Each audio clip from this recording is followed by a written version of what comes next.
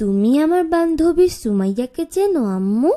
সে আজকে আমাকে একটা প্রশ্ন করেছিল, যার সঠিক উত্তর আমি দিতে পারিনি। কি সেই প্রশ্ন? সে জিজ্ঞেস করেছিল আমরা কেন রোজা রাখি। আমি শুধু জানি যে রমাদানে সব মুসলিমরাই রোজা রাখে, কিন্তু কেন? চমৎকার প্রশ্ন। আমরা রমাদানে রোজা রাখি কারণ আল্লাহ এই বিষয়ে আমাদেরকে আদেশ করেছেন। রোজার মূল উদ্দেশ্য হচ্ছে তাকওয়া অর্জন।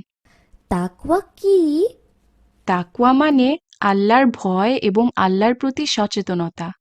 আম্মু, এ দেখছি এক প্রশ্নের দুই উত্তর। বুঝিয়ে বলো দয়া করে। হ্যাঁ আমিনা, উত্তরগুলো একটা আরেকটার সাথে সম্পর্কিত।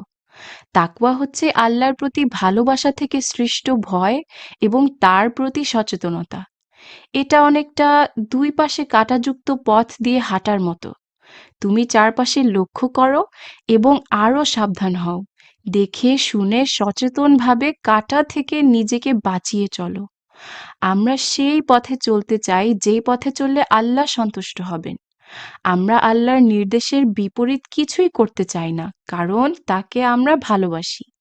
সুবহানাল্লাহ!